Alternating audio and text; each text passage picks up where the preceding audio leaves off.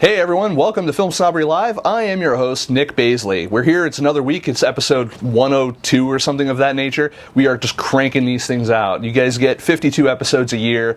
This one is, they're all special. This one's also very special because this one, we have got a great guest, as we always have great guests. We have great other kind of somewhat guests that we recorded earlier this week that we're going to share with you.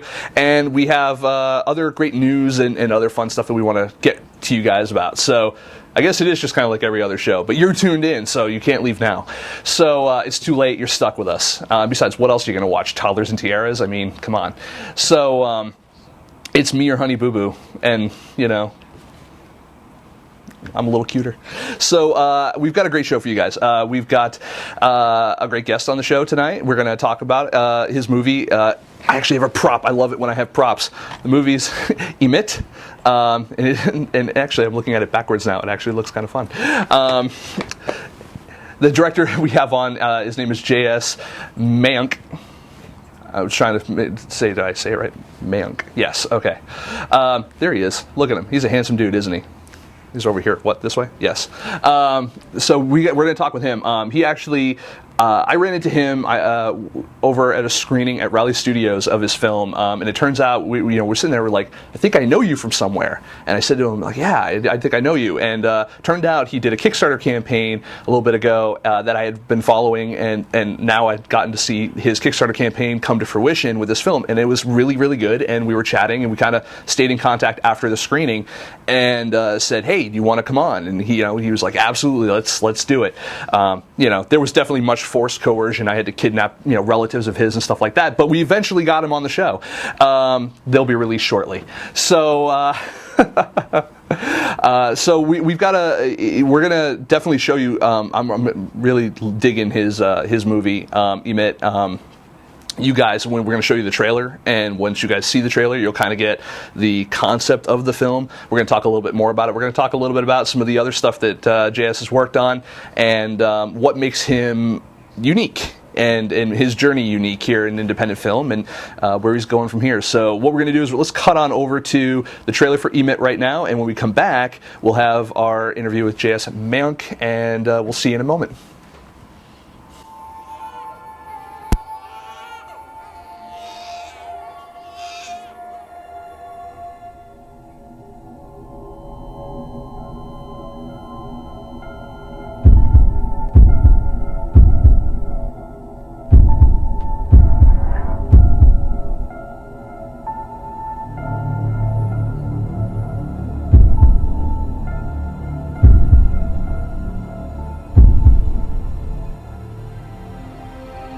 I remember when I met my husband for the first time.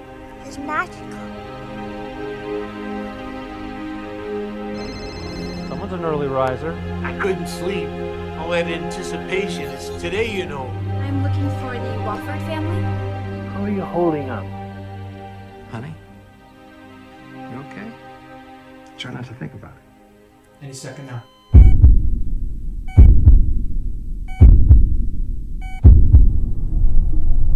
Does it, make it any easier? Not one bit.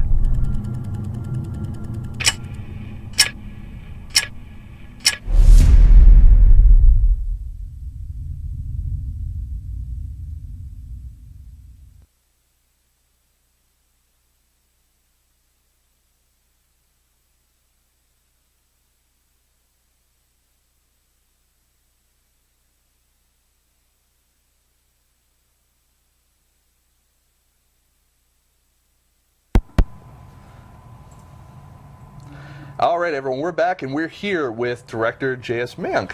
Hey. Hey, man, how you doing? Good. It's good to see you again. Yeah, you too, Nick. Yeah, Thank you. Thanks for having me here. Happy to have you. So tell us a little bit about, I mean, they just saw the trailer, but tell us a little bit, in your own words, the director's statement, as it were, of EMIT. So EMIT's basically a sci-fi short film. It's about a world where time flows backwards. And growing up, I was a huge fan of the Twilight Zone episodes. And so to me, I just kind of wanted to do a quick, short retelling, kind of a family drama, but in a world where we just changed one element, and that's time flowing backwards. So it's about this old man who is really excited to be greeting his wife for the first time as they exhume her body from the ground and then take it to the morgue and eventually the hospital where she comes alive. And we juxtapose this, like in anything else with life, the happy with the sad, with his 7-year-old granddaughter coming to terms with her upcoming mortality. So it's this kind of interesting, eerie, piece to kind of look at life from a different perspective. I've always liked stuff like that. You have, Orwell was really good about that. I mean, his was far more dystopian, obviously, but you also have directors like, oh God, it's I can't remember I remember the name of the movie. I actually remember the filmmaker because I interviewed her. She was actually the first interview I ever did on my first red carpet back in the Connecticut Film Festival. I'm stalling for time trying to remember her name. But the movie's called Timer. If you guys haven't seen it, it's got Emma Caulfield in it. Feel free to check it out. It's actually on Netflix Instant right now. But the same thing, kind of has that just regular life, slight little thing. I find that those to be really effective plot devices. They've always been, good and very relatable. Like, it's not such a stretch of imagination for audiences. Yeah. How's the reception of the film been so far? I've been really pleasantly surprised because going in, I didn't really know kind of how people would react to it because it's such a bizarre concept and it sounds kind of out there, but then when you start watching it, it's even more so. But I've been really pleasantly surprised by how people get into it, and my favorite part is watching people watching my movie because it's like almost at the exact same time, like a minute in, they're just so confused, and the moment it clicks in for everybody, it's like you see and those little things like places where they'll laugh because they found some kind of small nugget about something going backwards, or like a moment that kind of disarms them. And I think that's been really interesting as a filmmaker, but people seem to really like it so far. And, not to diminish the story at all, because I think that the story is really well done. I think it's well directed. The one thing I would say that really sold it for me was the acting. The little girl in that movie. So fantastic. Yeah, and she's just such a...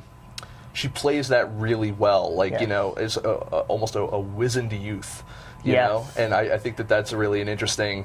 She had these eyes that just had wisdom, and, my casting director and I saw, like hundreds upon hundreds of, little girls coming in for auditioning for this part, and most of them, I just couldn't... I saw cute, adorable children, and they didn't have that air. And Caitlin, our actress who we ended up casting, was the only person who came in wearing glasses.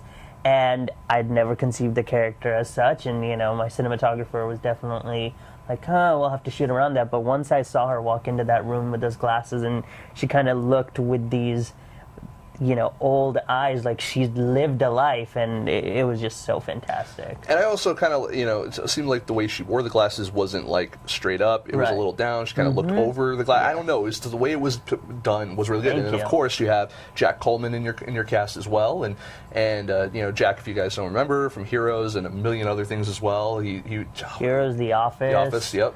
Yeah. Yeah, I mean, great guy in terms of acting. Great guy, apparently, as a nice guy, as well as we were discussing off camera. He's just so fantastic. And having somebody like Jack really raised everybody else's game. And, it's like when you're working with really good actors, I think there's an energy on the set, and everybody kind of feels that way. And I definitely think he led by example, kind of took charge. And, I think the chemistry, especially between him and Caitlin, like that father-daughter moment, is so much heightened because he was just absolutely fantastic. And, he was just a joy to work with, and I learned so much from him. How did Jack get involved in the project? Did you guys contact him directly? Did you have him in mind when you guys started, or? My casting director actually suggested him when we started talking, and immediately, as soon as he said his name, I was like, oh my God, do you really think we could get Jack for this? And he's like, well, I can certainly try, and we'll see. And so I think basically, we went through the conventional channels, but eventually I think it came down to my casting director sent Jack the script, and I was supposed to have like a quick call with Jack, and I got this call, and I thought it was going to be very quick, so I started talking to him, and he said, look, I'm not sure I quite understand the script just yet, but I really get a sense that you understand it. And he's like, so I kind of like that. And we ended up talking for close to an hour. And I was like, okay, I don't think he would waste all this time talking to a random person if he wasn't interested. And then eventually when we got him, it was just great. That's great. And the whole production came together. You guys, you had done a Kickstarter for this. We had, yes. And so tell me a little bit about the challenges of doing a Kickstarter for a short film, or for any film for that matter. I mean, yes. Was it what you thought it was going to be going in? Yes and no. So something that happened with this script was I had written the script and submitted, my producer had actually submitted it to a contest called Table Read My Screenplay, and their grand prize was taking you to Sundance and doing a table read of it there with actors, and I had submitted in like end of November, and end of December I got a call from the contest, and they said, would you want to go to Sundance? And I was like, is that a rhetorical question? Okay, right. Is there a shorter answer than yeah? I know, right? So that was a great thing. We beat out about 1,400, 1,500 other scripts, and won the grand prize. And the one thing that I loved was because I asked them, I was like, what made this stand out from the others? And they said, it didn't matter whether somebody understood it or not, or somebody loved your script or hated your script. We just couldn't stop talking about it because it had a lot of questions and things where people would just continue to keep coming back to it. So, that was really helpful. And right off, that vibe, multiple people at Sundance came up to me and asked if the rights were available and if I wanted to option them. And I just knew that I had to direct this on my own. So as soon as I got back, my producer and I kind of got together, and we put our heads together and we said, okay, we need to do it a certain way. And he asked about my vision, and I said, okay, this is how I want to do it. We want really good production value. We hopefully, this was my second short film, and actually I guess my first after post-film school. Right. So I really wanted to do things the right way.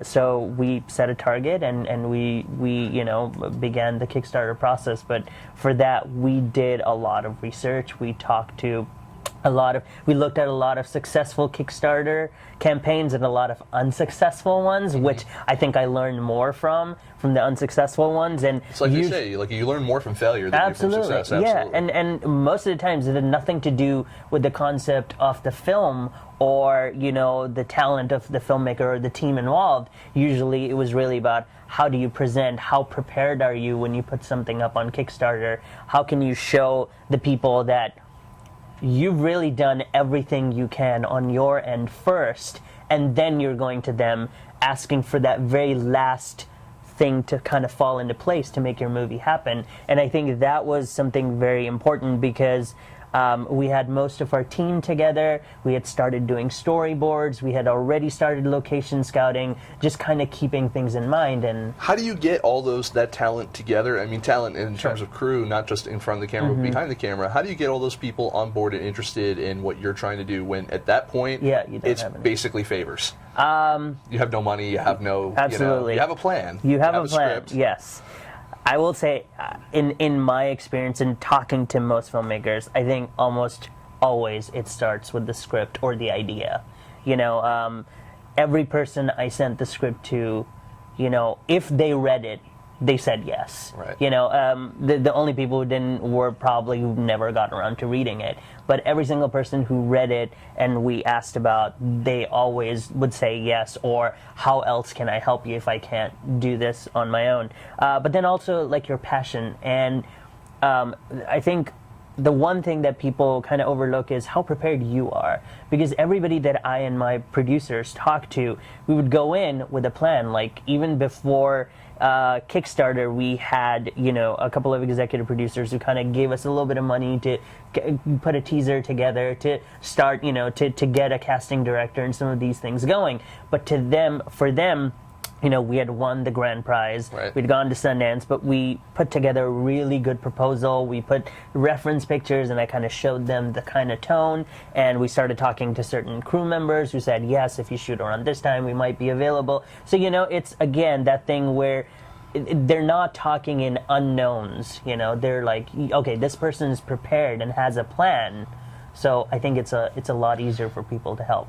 Yeah, having gone to film school, how much of your film school experience was how to make a movie, and how much of it was the business of filmmaking? Because it sounds very much like you approach it from a very business perspective of like, here's my business plan, for lack of a better term, you know, lack of a better word, in terms of here are the marketing materials, here's the script, here's the, is our preparation that we already have, which apparently lets people know you're serious. Absolutely. So when you went to film school, how did that correlate in terms of filmmaking practicality versus the business? Okay, so practicality, yes, a lot of it really helped, and a lot of my crew, came from my film school, because both me and my producer went to Loyola Marymount University, their School of Film and Television.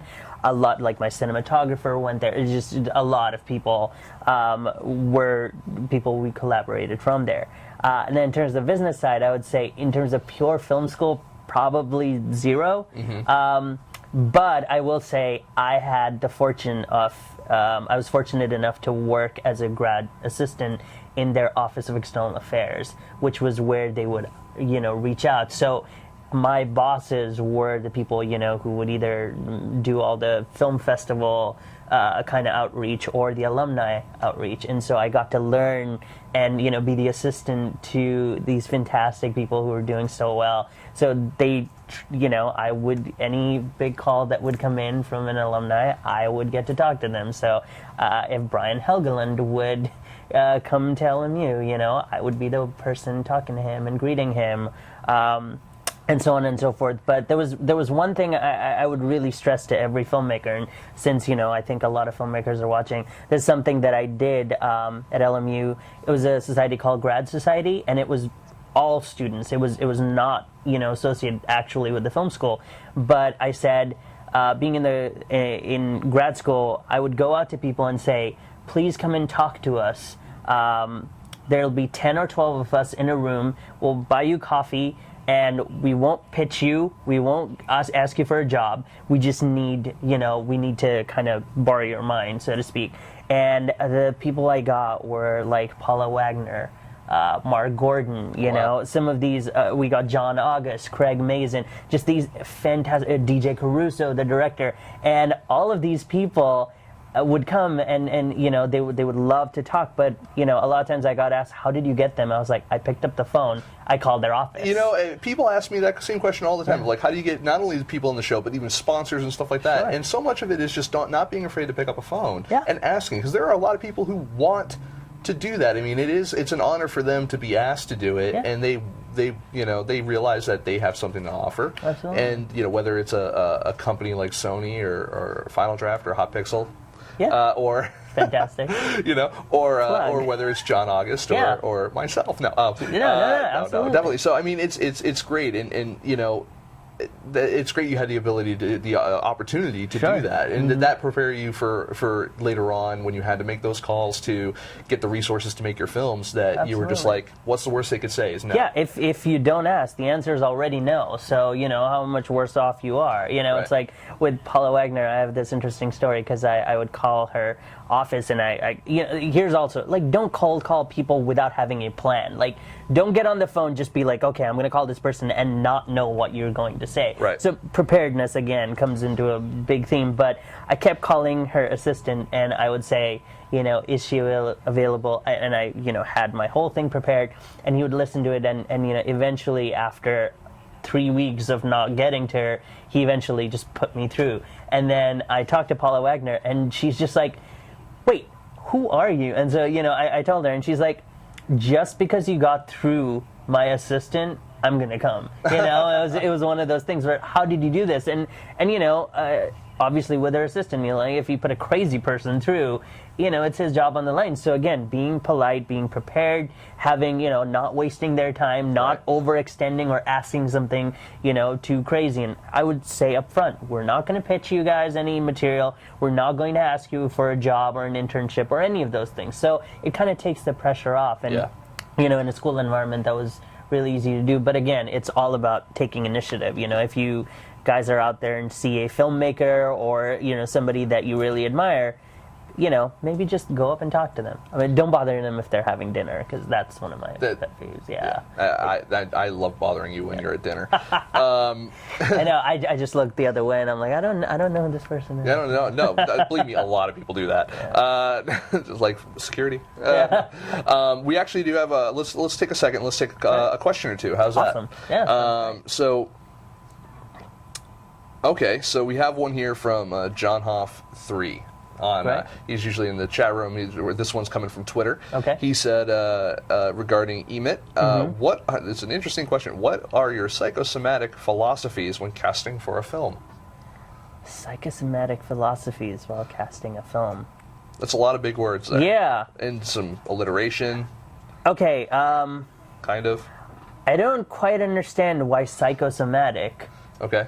Do you? Could you clarify that for me?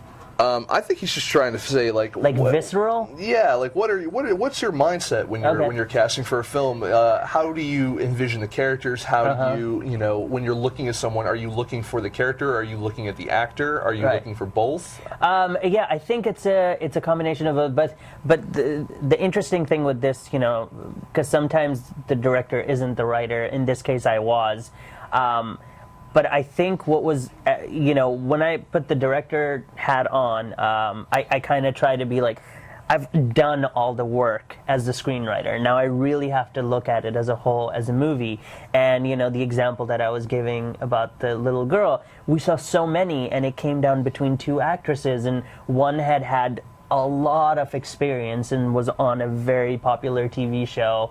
And, this other girl, Caitlin, hadn't acted before this, maybe done like a YouTube thing with like two people, with a crew of two people, Right. So my casting director advised me against it, and I was like, I just have to go with my gut, at the end of the day. And I think a lot of times it's, when casting people, you also, one of the biggest things I did was casting the family. So I had Jack, and then I really needed this girl. As soon as I had that, then I was like, okay, for the mother character, I obviously can't cast somebody who looks like nothing like any of them, so then kind of you do that mix and match, and then the grandfather and the grandmother, and the rest of it, I think, the rest of the cast I kind of rounded out with people I'd worked with before, so I feel a lot of it is about this gut feeling that you get and the chemistry and when people kind of talk to each other. But a lot of thing in film is also how do they look together? Because if you're casting a family and none of them look anything alike,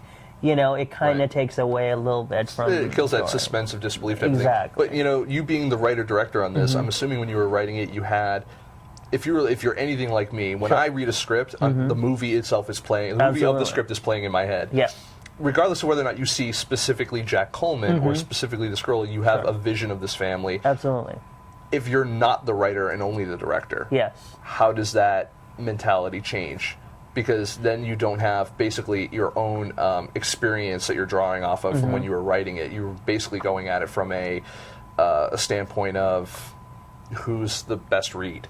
Yeah, I think it's easier if you're just coming in as a director because you don't have all those preconceived notions, I guess, in a way. That's why I really, honestly, it's going to sound kooky, but I almost tell myself, okay, your job as a screenwriter is done. Now let's be the director because, I've been living with these characters and I know how they look. And when I'm starting to cast, if I'm looking for, no, this person had bigger eyes. Right. Or, it's like, no, they're not tall enough. Well, that's not going to help me get the best actor for that person. It's not a photo shoot with a model where you need the precise thing. It's more about the feeling, the emotions, the characterization, the dynamics of everybody together. Right. And I think, so that way I think if you're just a director, it's easier because then you're just looking at the people coming in and you can go in with a clean mind. Let's take another question real quick from Serena2S, also on Twitter. Nice. She asks, was it tempting to cast Jack Coleman as a character who would wear the horn-rimmed glasses or have a morally gray compass for the short, for the Okay, movie? so I won't lie, I did want to put him in glasses, but in our very first conversation, it was pretty clear that he didn't want to put glasses on, and that was just like a very preliminary thing, because when I had initially envisioned the character, I had actually envisioned the dad wearing glasses and the kid not. But once I saw Katie, because Jack was cast before Katie, once I saw her, I was like, okay, she's the only one who needs to have glasses, and so it helped anyway. Regarding morally dubious, I don't think my character is that in the movie, so no, that wasn't very difficult, but he's fantastic at those roles.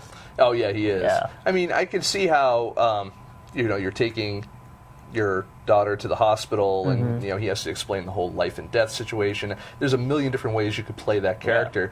I appreciated how straight and fatherly he played that character, but not just fatherly, but almost fatherly in a way that a child would speak to their elder parent that they're caring for. Absolutely. It's just like, well, this is how it is, and she's got her balloon and all that kind of stuff. I mean, Absolutely. It's just such a, it was just it was like interesting character choices. Yeah, there was a sincerity and earnestness, I guess, to that, and just being like very patient, but also.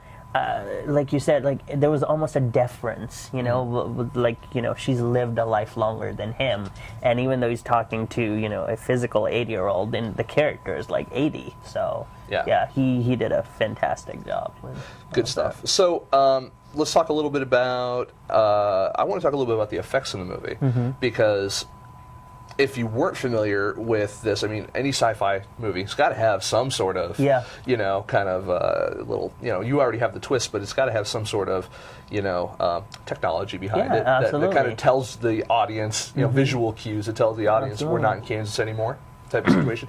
Let's talk a little bit about the VFX. Now, who did the VFX? Okay, so the VFX were done by two fantastic guys, Max Berman and John Chesson, and they are just phenomenal visual effects artists. I mean, they worked on short films like Portal, No Escape. They did that, the Dan Trachtenberg short film.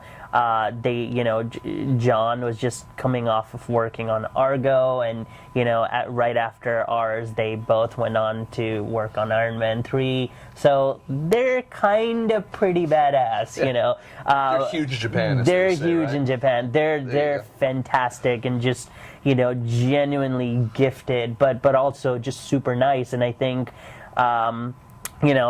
I don't want to speak for them, but the sense that they, that I got was that they were really excited to be part of the process from the beginning. Like with my shoot, I think they said was one of the first times where they were there from the stage where they were in pre-production, because they said most, and in my experience, most, people in post, they say, we don't like it when we have to come in at the last second, and most of our time is just spent fixing errors. We can't be creative.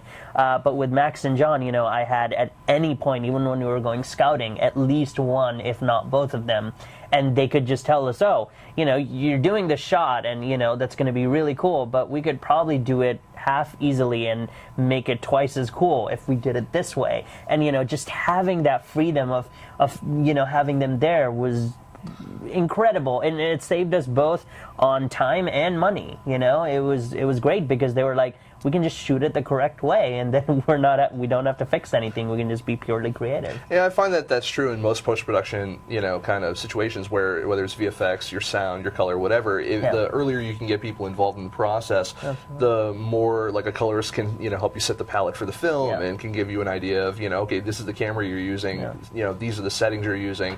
In our post-production, the workflow, like this is what it's going to look like, and they can kind of give you an idea, probably what your movie's going to look like, when it's finished, probably before you start really shooting, like when you're doing test shooting and stuff. And same thing with your audio. Obviously, I always joke, like audio is the other 50% you see in a movie, because that's my biggest pet peeve with independent films is just bad audio. Whether it's tracks or like a dialogue tracks, or whether it's actual physical scoring. know. No, I lucked out there too. I worked with a brilliant composer, Antonio Lepore, and I'd worked with him previously, but my last film was a whimsical musical. And to go from that to this, and he did just very classical, old-timey songs, and we started talking about this, and I was like, yeah, this has to be nothing like that. And what was interesting was my producer was like, I don't know if he's the right composer, and I was like, actors, act in different things. I wrote the last one, and I wrote this one. Why can't our composer do something, to be just as versatile? And he surprised us and came up with this really interesting kind of eerie score, and I always go back to Forgetting Sarah Marshall, where Jason Segel's just like, it's not really composing, it's more just ominous tones. Boom, boom, but I want to definitely give the visual effects guys a little bit of a nod. We do have actually a clip that the visual effects guys I guess put together. Put together it's kind of like a breakdown of all the effects. I really dug it. It was like so you take the short EMIT, and then he's going to show what we're going to show you is we're going to show you all of the visual effects shots in this movie, which there were a few of those I was just like, oh, I didn't even realize that was a visual effects shot. Like that was, so you're going to see some green screen, you're going to see some some layers, and you're going to see some stuff, and it's actually pretty cool stuff. And when we come back, we're going to have a little bit more here with JS, and we're going to probably try to take some more questions and talk to you. If you're in the chat room, please don't hesitate to ask questions, because we do have he announced it on Twitter, so I don't know if you guys know, but our good friend here, JS, said he's going to give away an EMIT poster signed by Jack Coleman and himself to whomever asks the best question, and use the hashtag EMIT to send questions to us at FilmSnobbery. But if you're if you're in the chat room as well, you're already done. You've done half the work. Now you just got to ask the question, and our intrepid moderator will. Amy will actually go ahead and forward those questions over to me. So when we get back, we'll have more questions and answers and stuff and things. For now, check out the VFX reel for EMIT, because it's pretty cool. So stick around. See you in a second.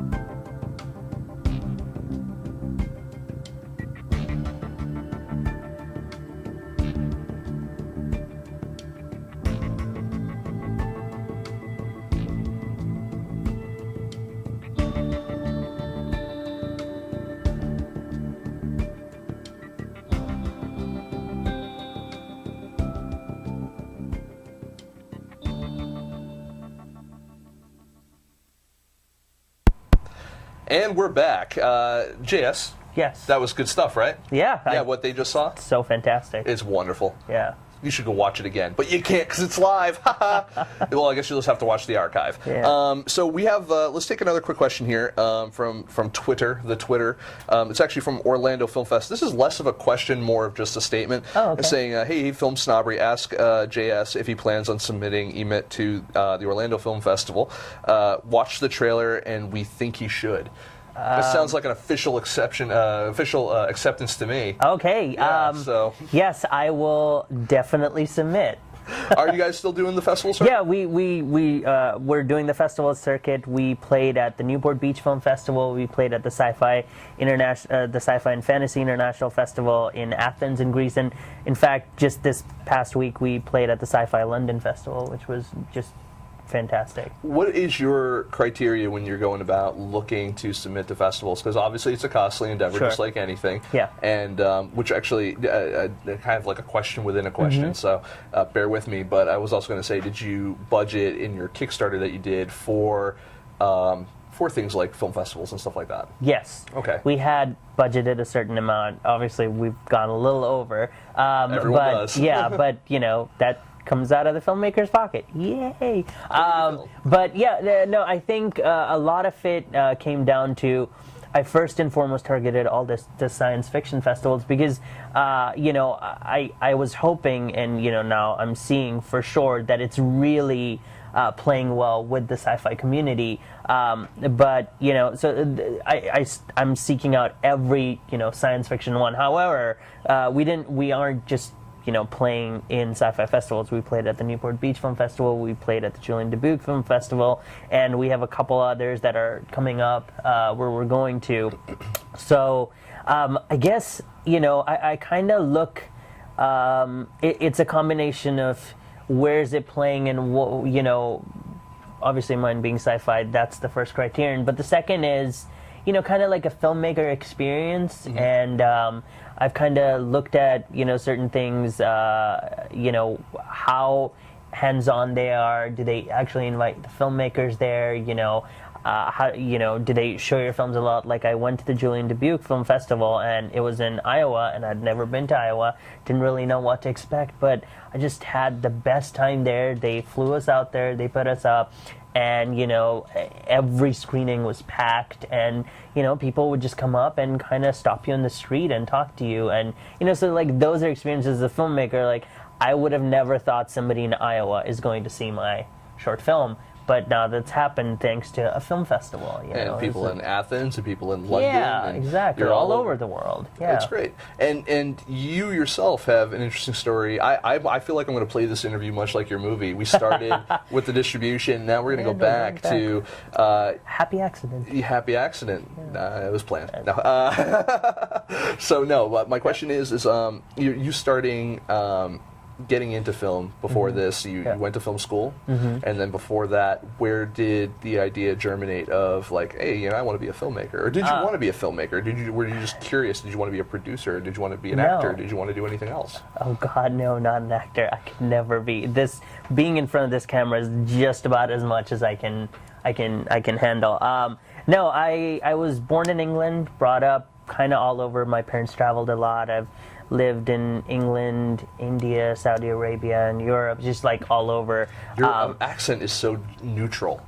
You have the non-regional accent. How did you pull that off? I'm from Massachusetts, and it takes like every piece of effort in my body willfully to not say like, where did I park the car? Honestly, watching a lot of American TV. Really? Yeah, it was really that simple. Like when I did most of my school, like later schooling in college in India, and like most, I had a very thick Indian accent. And I came to Wake Forest University for my master's. Came to North Carolina. 2 days in, I just got into this accent and started talking like this, and I kind of surprised myself. I was like, how am I doing this? And I realized, it's watching Frasier, Seinfeld, Friends for all those years. See, now I feel cheated because having watched so many years of Fawlty Towers, Benny Hill, and Monty Python, I feel that I should have like a kick-ass accent. Hell, I lived in Australia for a year. Oh, wow. And I had the accent after about 6 months, and then I lost it when I moved back. Yeah. And I had the British accent when I was a kid, but when I moved to India, and my parents didn't know this, but in school, like, the teachers would send me to the principal's office because they couldn't understand my English accent. So they broke it until I started talking like them. I would go to the principal's office every day, and I was like, oh my God, this is so terrible. I could have had, still had my really cool British accent. Because I think don't. you have anyone with a British accent immediately gives them a slightly more air of authority. Sure. Like was it John Oliver had his comedy special? It's just like I'm going to be speaking to you with a little bit more authority than you people are used to, based on the accent. Yeah. So no, great. but to go back to your question, I always wanted to be a writer. I didn't want to be, I didn't even think I could be a filmmaker. But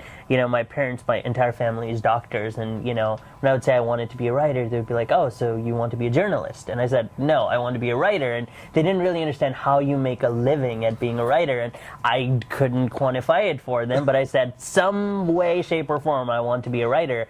And when I came to the U.S., when I went to Wake Forest, and so on and so forth, the more I did that, I started reading screenplays and so on. And I was like, "Oh my God, this is what I have to do."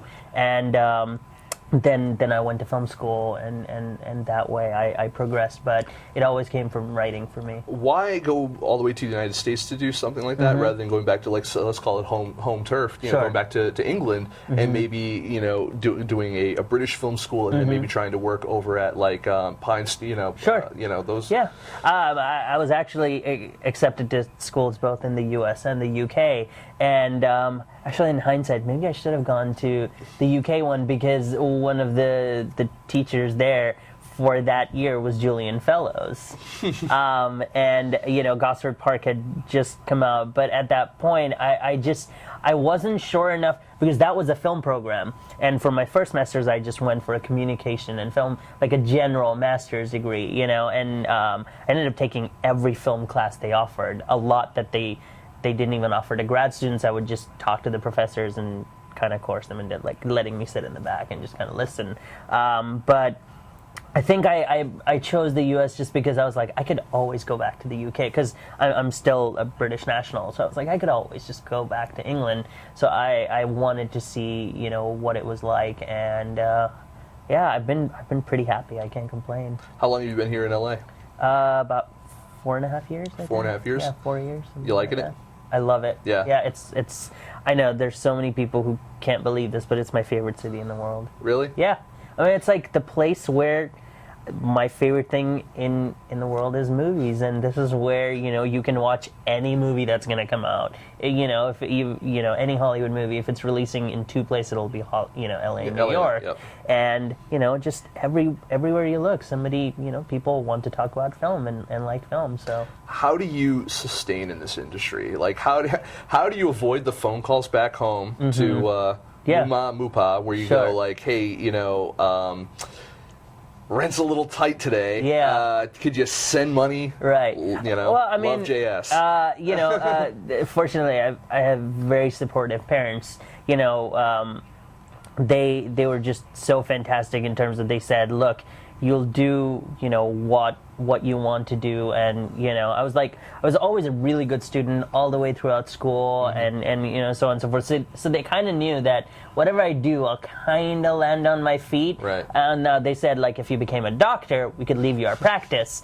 If you become this, there's only so much we can help you with. But their support is always there. I mean, they'll always ask me questions like, oh, so what does this mean? Because they don't have any context, Right. And especially like in India, movies are a very different game. Bollywood is nothing like Hollywood. Like, it's just very different. It's like apples and oranges. And so when I tell them kind of some things about Hollywood, they don't quite understand it. But you mean there's no singing and dancing? No. Well, I did do a musical, This though. is true, I right? did do a musical. No, but it's very different. But they've been very supportive, and I've been lucky enough to be doing other things while still related to writing. Right. Like I teach as well. That keep me going in this field. And as far as how do you stay in it, I guess it's just being determined and keeping working at it. And I think just like this community of filmmaking, I mean, like meeting people like you and other filmmakers, and you go to film festivals and you talk to others and you're like,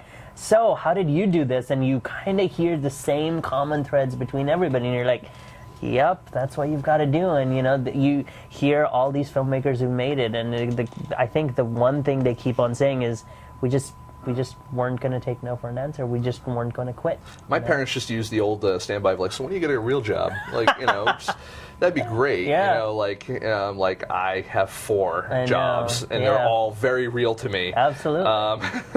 It's crazy, and it's good though. That you found a way to mix what you love to do with something practical as well. Sure. I think that's not something that a lot of people who move out here, Sure. who have, who went the whole, master's degree route and all that Right. kind of stuff, have an opportunity necessarily to do. Absolutely. It's especially I think it's a little different when you're a director or a writer Right. than when you're an actor. Very different. Like I've always felt that myself. Like if things ever got really bad, my background's in technology. Sure. So I didn't come out here to be a director, a producer, an actor. I came out here to work on FilmSnobbery, and if something didn't work out, Sure. I could always just go be a network engineer again Right. and make good money. Yeah. Real Yeah, money. I could get a absolutely. real job, as Mom would say. It's tough. So so when you describe what Yeah. you do to your parents now, Yeah. do they have? Now that they have a little more context of what you do, and Yeah. you have a physical product now that Sure. you can, Yeah. show them, how do they react to your work now? They're very proud, and they still don't quite understand everything. Are you the favorite son yet? Well, I'm their only son. I mean, I have a sister. I have a younger sister, but I think I'm their favorite son. Okay. I don't know if their favorite child. No. Totally got Mom a mug for Mother's Day.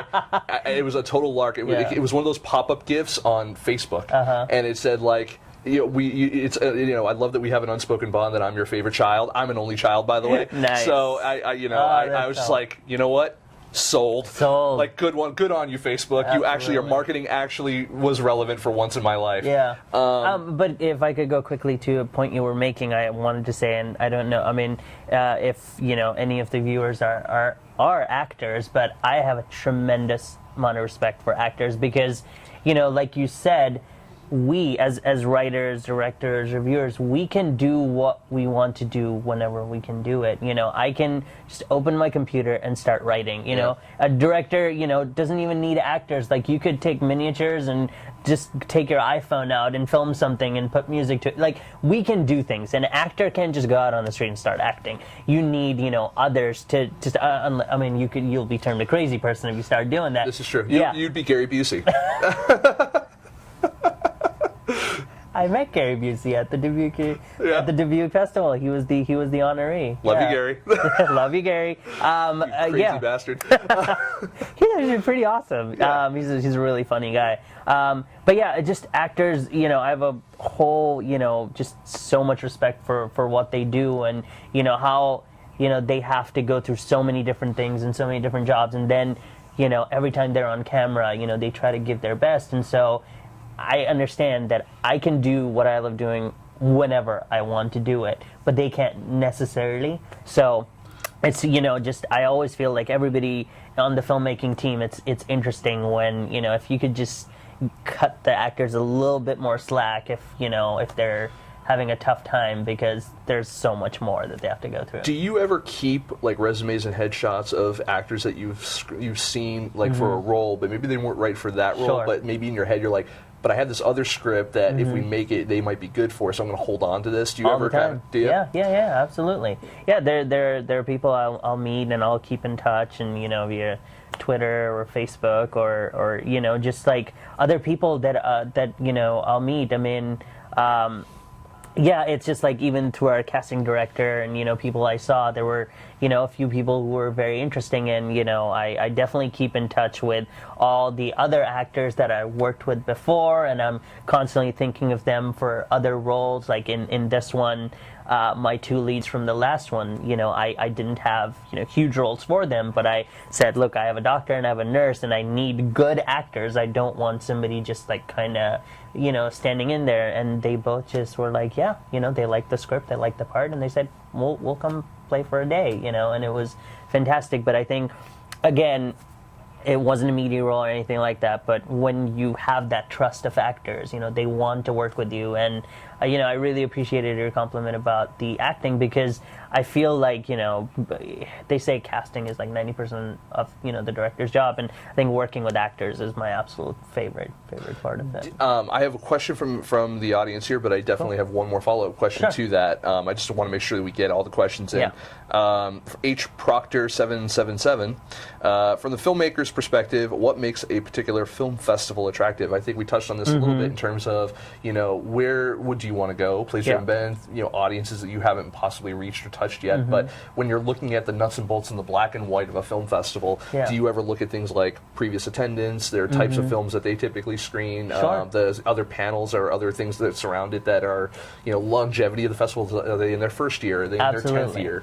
And sometimes it's like really interesting, because it depends on what you're going with. I mean, I went with a short film, so it's like short films aren't the big focus of any film festival, so it's like I want to maybe go to a newer festival or something more recent or something that really focuses or showcases those kinds of films. So it's a short film. I knew if it was a sci-fi, I want to definitely look at all the science fiction festivals. But for the others, ones where I either have screened previously, so I have a relationship, or how they will treat you. So at the Dubuque Film Festival, they were in their second year, but they're really trying and they're getting people in. And so I had a better experience there, because people just were so open and they were just so hungry for the material and for the culture of it all. And so it's interesting, like, go into it and definitely look at each festival with what do you as a filmmaker want out of that experience. So I think that's definitely a big point of it. Fantastic. I'm just going to double check one more time. I'm going to even go back to Twitter for a second and just double check to see if we have any more questions. Let's see. Well, we have people saying that they are watching, which is good. Oh, that's always nice. And apparently we answered John Hoff's question right. He said that on the psychosomatic, the mind-body connection, he said, oh, okay, great. He said, Nick gets me. Nice. So I think we did okay on that one. Yes. Thank you for that question. It was a really good question. That was a good question. But here's the question. Was it the best question? Well, are we done? Well, we got a little bit more we can do, but I think so far I think that's one of the front runners. I really like talking about, how do you pick the right actors, and a lot of it is gut. It really is. Yeah, you have to, at the end of the day, it's like you can think all day long, but it's like, as a director, I mean, when my costume designer comes up to me and she holds up 4 shirts, I'm not like doing science here. There's not an equation. I just go with my gut and I'm like, that one. Or I'll say narrow it to these 2 and now go talk to Jack. Which one does he like out of these 2?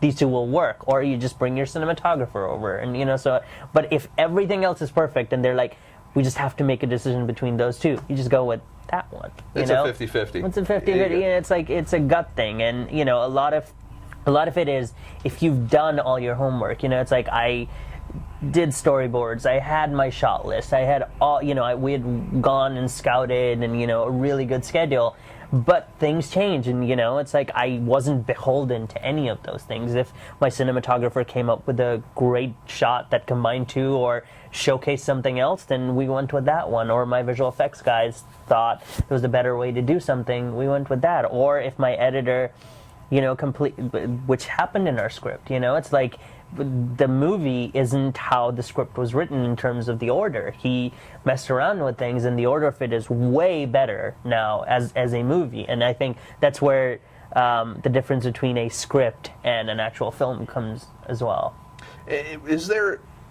You hear a lot about a director's job, aside from executing the vision of the script or the movie in general, is making decisions. Is it ever difficult to be? Are you ever faced with so many different decisions at once where you're just like, even though it's a gut thing or it comes down to a 50-50 or whatever, have you ever locked up? Just been like, I got nothing. Like they're both equally fine, whatever, I don't think I've had that moment, but I think mostly because I like to run a set where I'm super collaborative. So I have this vision, and definitely everybody on the set knows what I want, but at every point I will always ask, my actors, my cinematographer, my, like, costume person, everybody.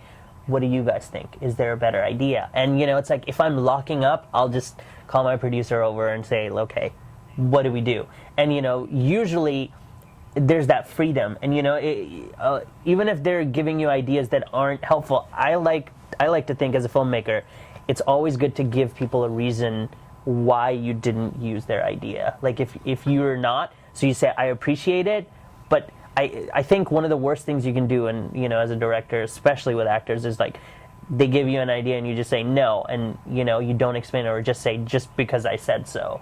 That's terrible, because then it kind of shuts everybody down. Whereas if you say, oh, that's a good idea, I don't think it'll work because of this other scene, and the continuity won't match, or they'll immediately go, oh, okay, you've thought this through, but next time they won't hesitate in giving you a good idea, and their third idea might be the best one. Right. So, collaborative. We have one more question here, and I think this is going to be probably the last question, or maybe, because this might be a short question. So if you're in the chat room right now and you guys have one more question, as long as it doesn't take forever. Yeah, we're on the internet. Screw it. We have time. So if you have, we'll have time for one more question. But we got one right now from Nic Baisley fan. Oh, Nick. I know. Yeah. Nice. Yeah, we don't know who it is. Ooh. Yeah, it's a mystery fan. All right. I really like this question. I don't even know what it is. If you had to get a tattoo of one of your actors, which one would you pick, and where would you put it? Wait, if I had to get a tattoo of one of your actors, which one would you pick, and where would you put it? Well, I think that's a really easy answer for me personally, because my wife is one of the actresses, and so that's a really simple answer. Mackenzie Cowan. But where would I get it? I don't know, like my arm or something. You go the arm? Sure. You're so conventional. I know. It's just, yeah. I wish I could give a really weird, saucy answer, but no. Maybe ask me this question like 10 years from now, hopefully, when I'm like, if I get to direct like a big movie and I'm like changing my answer to, something You're like else. Robert Downey Jr. on my balls. Exactly. There you go. And then you pull a Freddy on it, it's like you forgot where you came from, kid, But I know where you're going.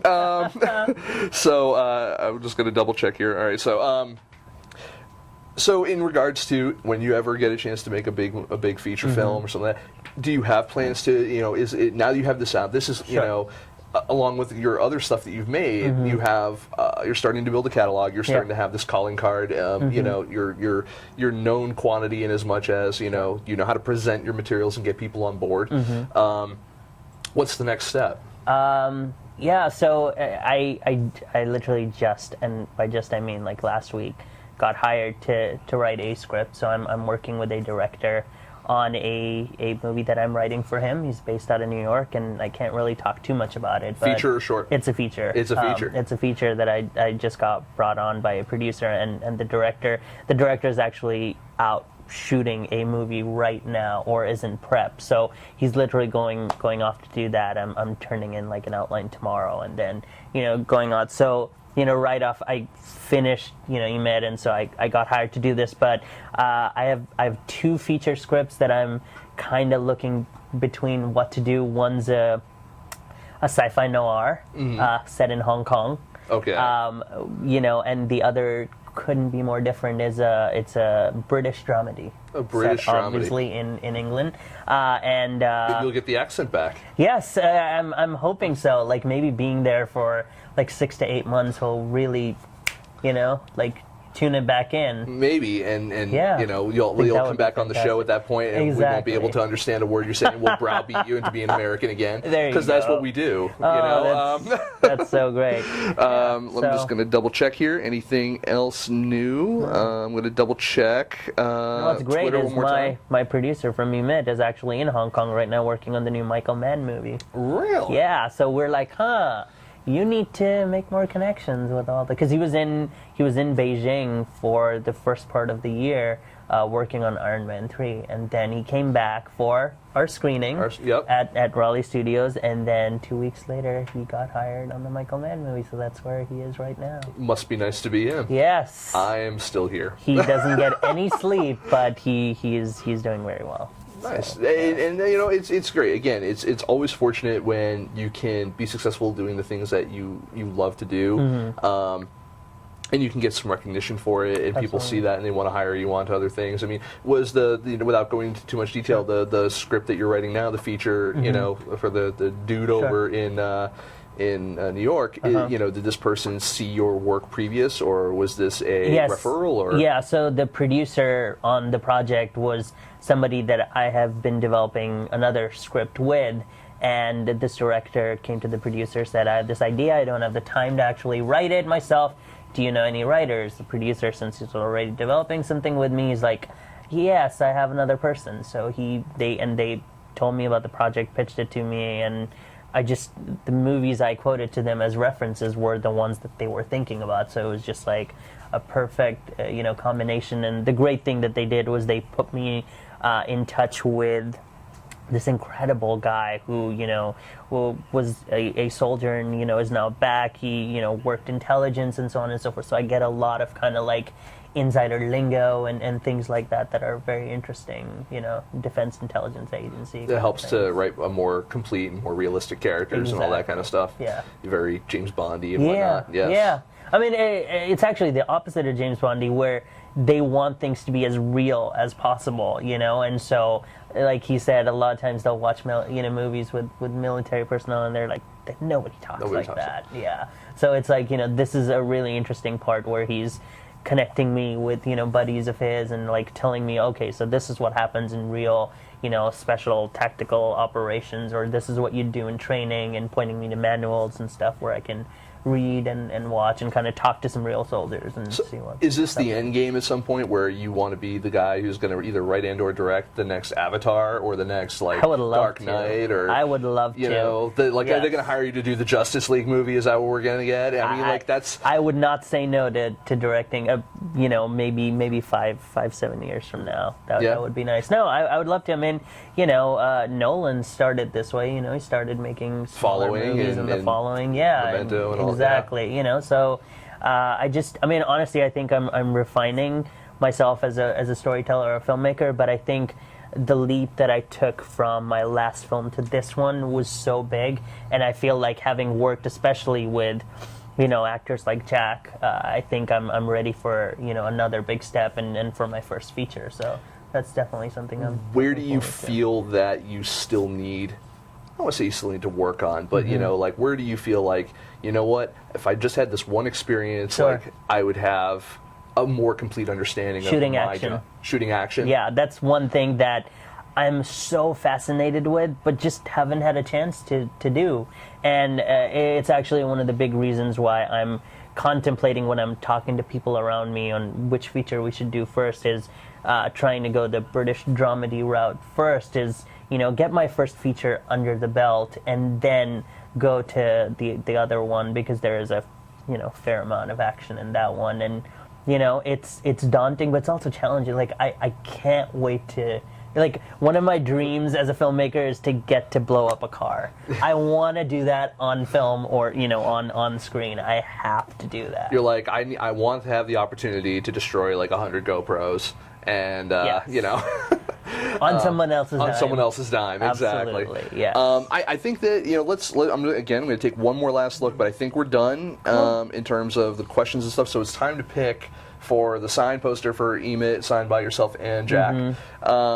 Do you remember the questions, or do you need me to go through a couple? I think the acting one. The psychosomatic? Yeah, that was really fantastic. All right, John Hoff, actually from my old neck of the woods. He's from Boston. Oh, nice. Yep. Cool. So, John, John, if you want to send your mailing address to Nick, or he has my info. Okay, perfect. Yep. Then I will mail you a poster, hopefully in the next couple of weeks. Sweet. Absolutely. Awesome. I know Amy was disappointed because she was hoping that the employees could win, but there's a lot of that lingo where subject to availability, 30 days notice, some families will not have to, blah, blah, blah. Yeah. Tell you what, because we're just about to start shipping out all our Kickstarter awards, if at the end of it, if I have any left, I will get you one. I promise. Yeah. Look at she just. Yeah.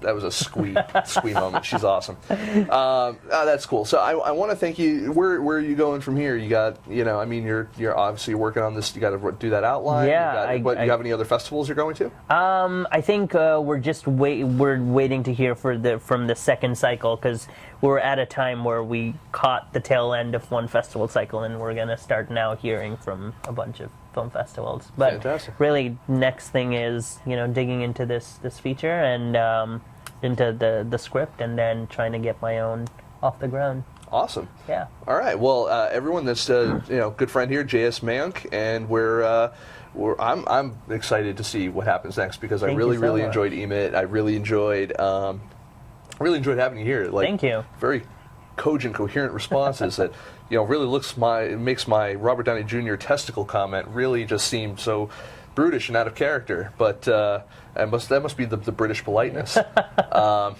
Well, I appreciate you're a very gracious host. Thank you. You're damn right Canadian. You're downright Canadian.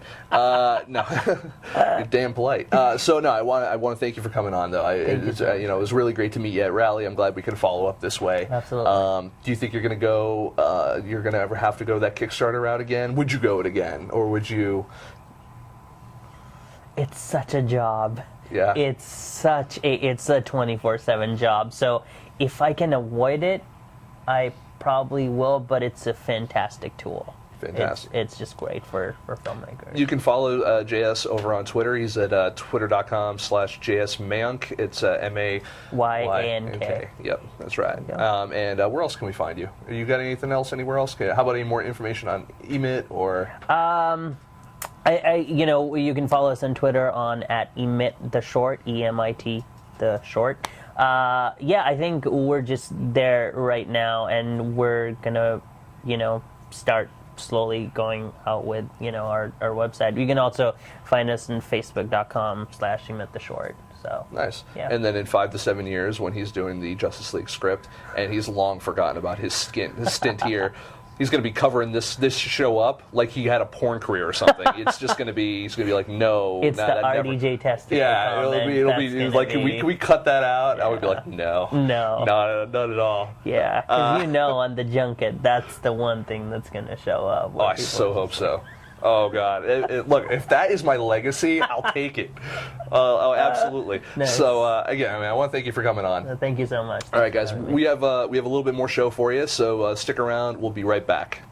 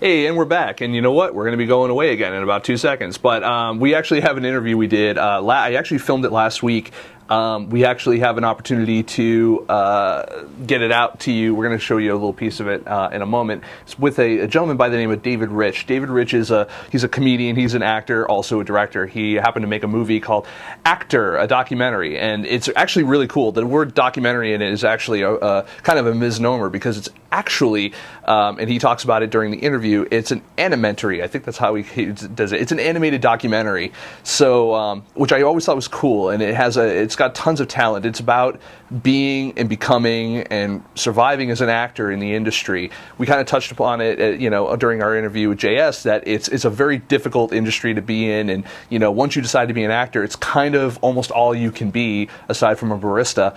But personally, I would rather you get a job on a set than make my hot chocolate, because you fuck it up. That said, David, great guy. We got about a 20-minute interview with him. We're going to show you probably 5 or 7 minutes of the interview, probably a little bit less. I think most of it's taken up by the trailer for the movie itself. It's actually really interesting. If you like kind of like a Family Guy style animation, if you like, this thing is also filled with stars, head to toe with stars. We're going to show you a little bit of it right now. When we come back, we're going to kind of close out the show, and we're going to, kind of say goodnight for this week. But we'll also tell you about our guest for next week, and we're going to tell you where we're going to be and what we're doing. Stick around. We'll be right back after our little interview here with David Rich. See you in a minute. This is Nic Baisley from FilmSnobbery, and I am here with actor, director, comedian, Mr. David Rich. How you doing, sir? Oh, great. How are you doing? Doing well. We're here to talk about your film. It's going to be at the Cannes Film Market. It's called Actor, or Actor? That's correct. It's actor or documentary, so that no one have a doubt that it's a documentary. But it's a very unique kind of documentary. So what is unique about your doc? Well, to coin my excellent publicist, it's an animentary, which means it's an animated documentary. I've kind of always wanted to be an actor. Why not? I have no idea where to get started. And everybody said it couldn't be done, and I was the guy they chose to prove it. It was a natural that I would become an actor. I'm Oscar Mann, your host. I just knew I was a black Marsha. It's a career choice! I heard those laughs, and that was the little bug that bit me, and it's still biting. Did I hear cut? No. The only person that is not having a good time is the director. Just have fun. Remember that every actor started somewhere. That's how I got into show business in the first place. How long have you been casting? It's a lot of years. Well, it was safe adventure. Thank you, Stella. I see.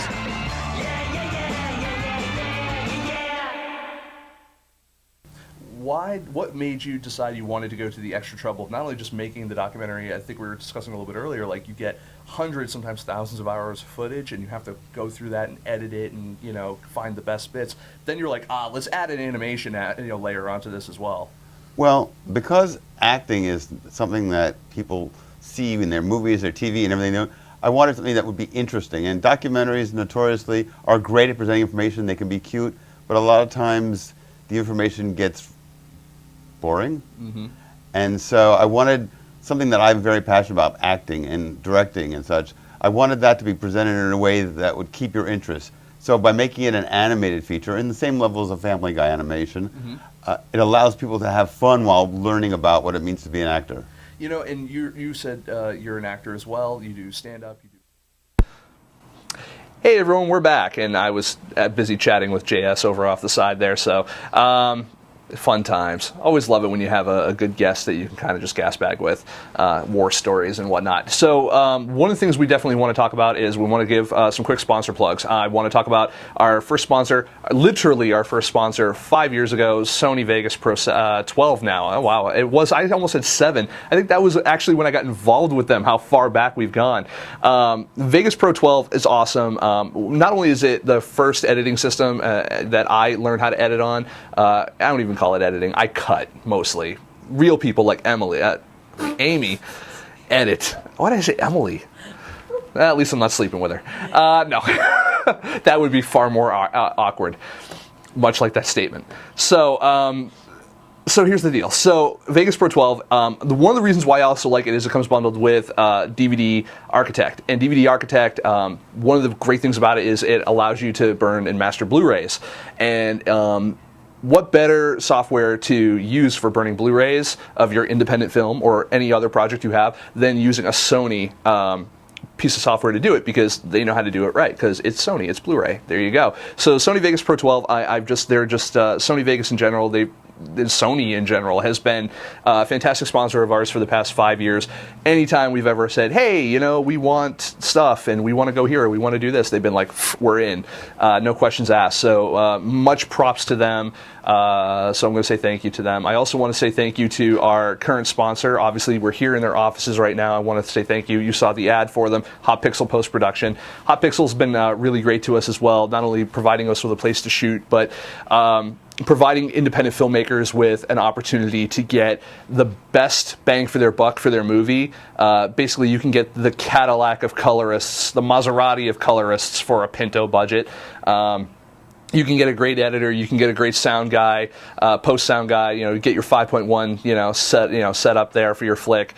We got visual effects. We've got everything here, and they're just such a accommodating group of people, passionate group of people for both independent film and just filmmakers and filmmaking in general. So it's really great to be in business and working with people that respect what I do and respect what you guys out there do.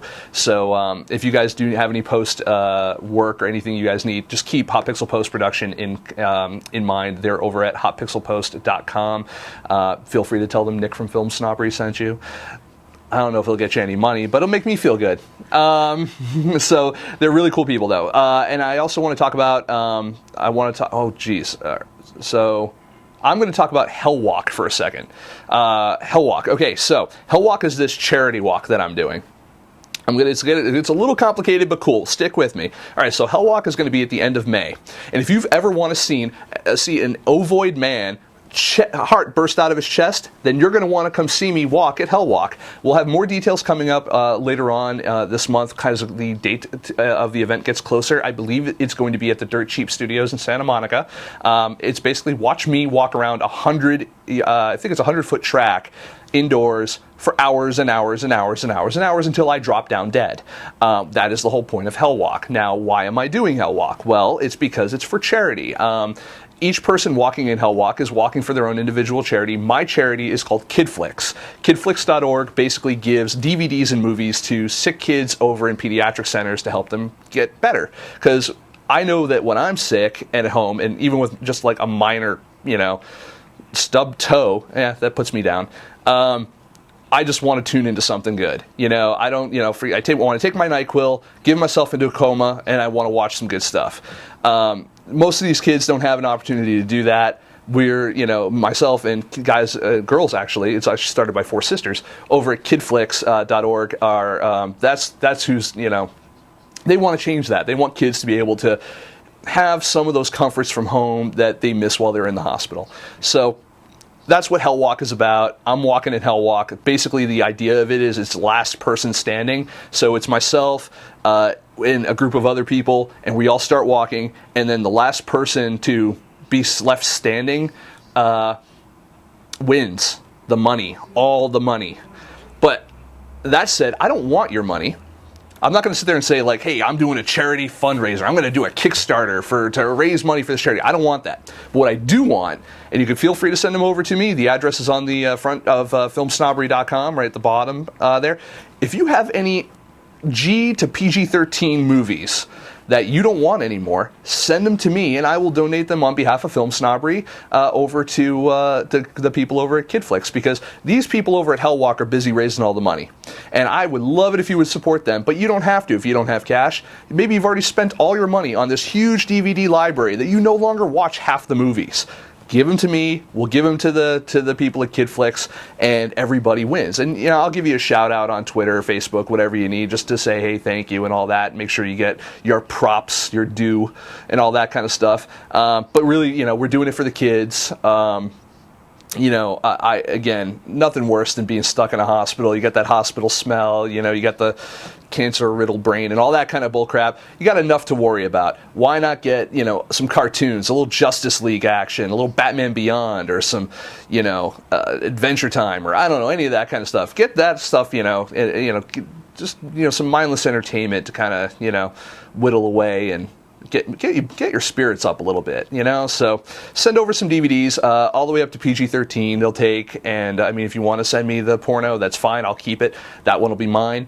But PG-13, and we'll send that over to the people over at kidflix.org. You can actually send it. Again, my address is over on the front bottom left side of FilmSnobbery.com. You can send it directly to me, and we'll make sure it gets shipped out there. I want to thank everyone for tuning into the show tonight. I want to thank everyone who asked questions. There's Nick Baisley fan. There's, let's see, who do we got? We got John Hoff, Serena 2S, Orlando Film Festival, which is Jerry H. Proctor 777. It's actually my roommate, Henry. So I know we have other people as well, but whoever I forgot, I apologize. But I want to say thank you for. Thank you for tuning into the show tonight. You can watch us next week. We have a very special guest I'm excited about. His name is Zach Forsman. He's a filmmaker that you guys have heard on the show before. He's called in for the past several years on every show we've ever had. I think we've had him at least call into the show once or a couple times a month for a while. Zach is, he runs Sabi Pictures. He's got a new movie called Down and Dangerous. We're going to talk to him about that. It's actually going to have its LA premiere at Dances with Film shortly. He just had his world premiere, I believe, at the Phoenix Film Festival, and it's a great film. It's based on a story about his dad, and it's very interesting. It has to do with cocaine smuggling and a whole bunch of other kind of cool stuff. He's a very prolific director. He's done other stuff as well. And I've enjoyed the bulk of his work. I can't wait to share more of that, with you when he's here next Thursday, 7 p.m. PST here on FilmSnobberyLive.com. In the meantime, I definitely want to give everyone a heads up that you can go ahead to FilmSnobbery.com, and you can always check out the different reviews for the independent films that we put out there from our wonderful writers, which we're actually in the process of hiring more writers right now. I just had a conversation with 2-3 more writers in the past couple days, and I'm really excited to have more reviewers coming on and adding to the growing Film Snobbery family. I want to thank everyone who's worked on the show. I want to remind everyone that you can watch this show once it has been archived over at youtube.com/filmsnobbery, and of course you can watch it over on filmsnobbery.com as well. Be sure to follow us on Twitter, twitter.com/filmsnobbery. Like our page over on Film Snobbery Facebook. Let's see, facebook.com/filmsnobbery. Basically, we're everywhere /Film Snobbery. That's pretty much how we roll. We're all over the place. So I want to thank JS for being here. I want to thank the crew here, Amy and Bill, for coming on and doing their thing again this week. It's nice to actually not have to worry about multitasking, like switching cameras and chatting with people in the chat room and doing all this. Not that I don't like chatting with you, but it's just so hard sometimes when you have to concentrate on one idea. So I will see you again next week. Zach Forsman, 7 p.m. PST, FilmSnobberyLive.com. Follow us, see us, love us. Good night.